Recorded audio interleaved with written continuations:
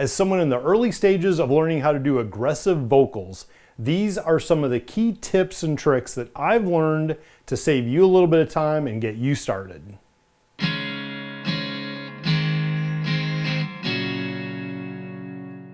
I've been playing guitar for decades. I've never really been much of a singer. A few years ago, I wrote and recorded an album for the movie project, which I loved the process, and it was just kind of ruined by the vocals. They were just bad. Just for reference, I've been practicing for say 3 to 4 months pretty intently, no formal training, just watching videos, picking up the guitar, playing and singing, and just trying to get better. And I can already see a lot of improvement, which is great.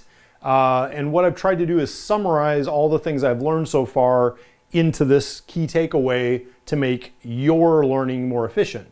One of the first things that I learned through watching some of these videos, and it's something that I already kind of knew, was that I tended to sound better when I smiled when I sang. And I didn't really know why. And as I watched a little bit more, it has to do with placement of your voice. And this is just one of many things that are going to be a little bit abstract trying to understand. A lot of this stuff, the reason it's hard to learn this from videos is because it's kind of more about feel and placing your voice and things like this that are a little bit nebulous. So when we say place the voice, we mean bring it forward, and that means out here in your face, and your face kind of acts as a big speaker, and so it's resonating within there. So when I was smiling, it was bringing that voice forward and making it sound better. It had more volume because it was resonating. And another thing I noticed is that it seems a little bit easier. Now, I'm not good at pitch, as you'll tell in this video, right? So matching pitch is difficult for me. I'm still learning that. But it did seem like if I was putting my voice forward, it was easier to stay closer to pitch versus if it was in the back. So if I kind of sang, you know, back in here a little bit, it always seemed to be a little bit flat. But if I brought it forward, then it seemed to be closer to on key, and it also brings forward a little bit more volume, and it feels better in your face because you can sort of feel it. I also noticed that if I'm doing that while playing guitar, that resonance in my face kind of creates a buzz like the buzz of your guitar, and it makes it easier to match pitch between the guitar and your voice.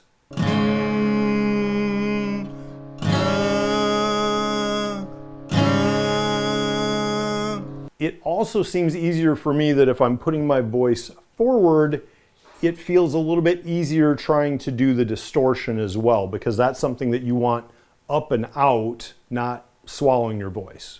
The next thing was to be comfortable sounding weird, loud, awkward, whatever it is.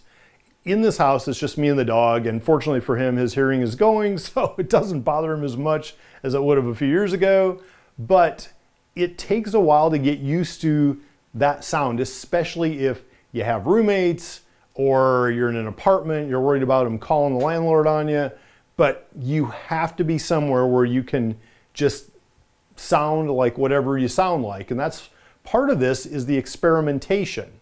And so it took a while for me to get to that point and realize that, oh, this is what you do. You just mess with your voice. You can be imitating somebody. You might be imitating a cartoon character. The more you talk in different voices and play with it, the more sounds you can make. It gives you more tools in your toolbox, but it also helps you find those sounds and identify what you want to sound like with your voice. If it's hard to do that at home, do it while you're driving in the car and you're the only one in there. That's fine. You'll look silly in traffic and that's okay. But the more you can do it, the better it is.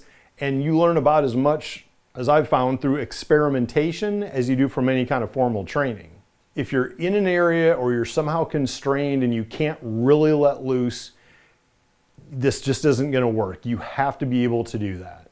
I was watching a lot of videos while sitting on the couch, working on the laptop, eating, and I'd kind of, try to sing along or do the little exercise while I was watching it.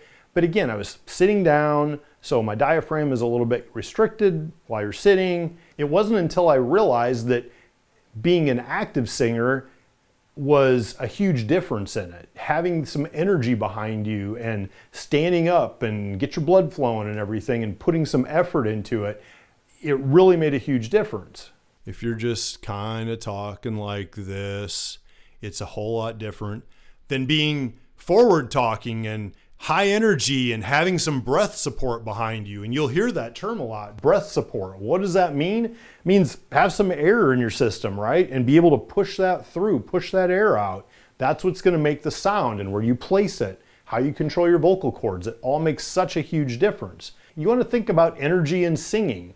One of the worst concerts I ever went to was Bush back in, I don't know, whatever year, right after they'd released their first album. All they did was come up to the stage, play their instruments, and walk off.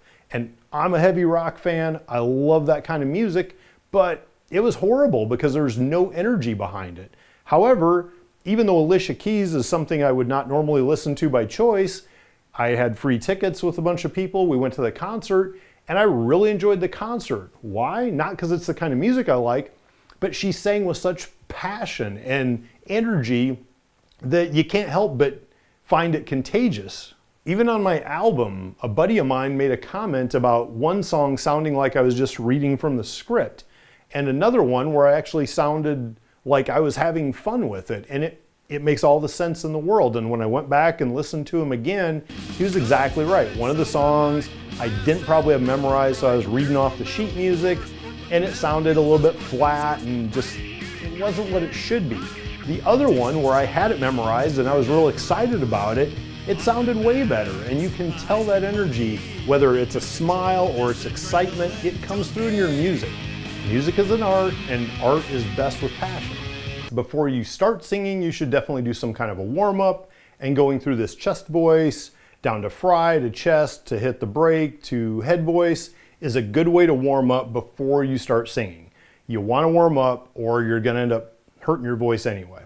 If you're doing it right, then as soon as you're done doing the scream or whatever sound it is, you'll be able to go right back to talking normally without coughing. The other thing is you always want to stay very hydrated. Think of it like this. If I go, it's clean, right? No distortion. If I take a drink, now that's extreme because you're not going to be singing that way, but it's to try to make you remember to make sure that you're hydrated. Even think about whistle. If you whistle and your lips are dry, you're not going to be able to whistle, right? You can't whistle with dry lips, and you can't scream with a dry throat. So keep hydrated. For me personally, I know I hear about some musicians that'll drink tea in between shots. For me, I've found that coffee and tea, maybe if they have a little caffeine in them, it's the diuretic in it, but to me, it just seems like they tend to dry my throat out. I'll actually take a little bit of honey, like a spoon of honey, and put it down my throat because it just feels like it soothes it better. Hot water with lemon and honey is another thing you can do. I actually just like room temperature BCAAs, electrolytes, but just be cognizant of if you're drinking something, the point is to help. So if somebody tells you, I drink tea, maybe it's a different kind of tea or something, but if you're drinking it and all it does is dry your throat out worse, obviously stop doing it. And as always, again, if you're doing something, hurts your throat, stop doing it. You're doing it wrong. Yes, I know that we should be developing our own voice and not trying to rip off other people's voices. However, using other people as models is a good way for us to learn how to make these different sounds as we sort of create our own voice. Now for me, when I was trying to sing before and playing guitar, I try to find singers that had a similar register, which just means kind of pitch range. And for me, that was a little bit lower. So I did better with like an Elvis. My friends say I'm acting wild as a bug, I'm in love, I'm all shook up. Or a Johnny Cash. Taste of love is sweet when hearts like ours meet. Because they're a little bit deeper. And I couldn't hit the high notes, but that kind of range, which made people like Elvis and Johnny Cash easier songs of theirs for me to play and practice.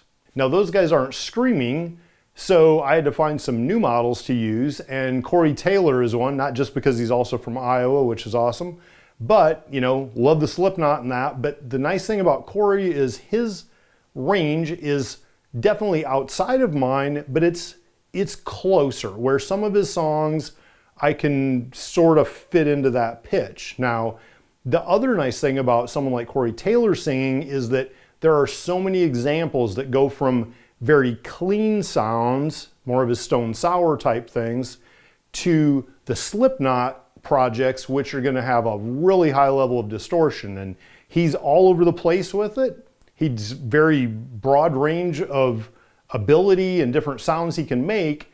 So for me personally, picking him as a sort of practice method has been very helpful to try to sing his Stone Sour songs while playing guitar. My muscles feel like a melee. My body's curled in a U shape. I put on my best, but I'm still afraid.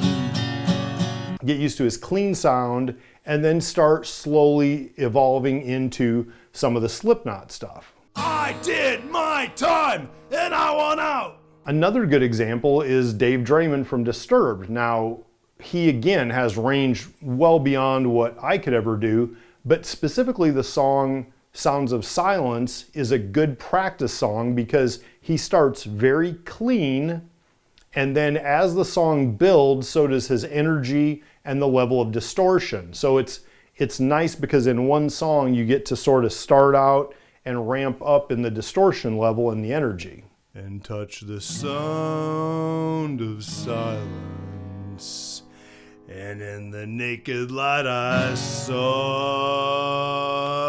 My main goals are trying to learn to do better pitch, matching the guitar as I'm playing it, as well as learning how to do better vocal screams.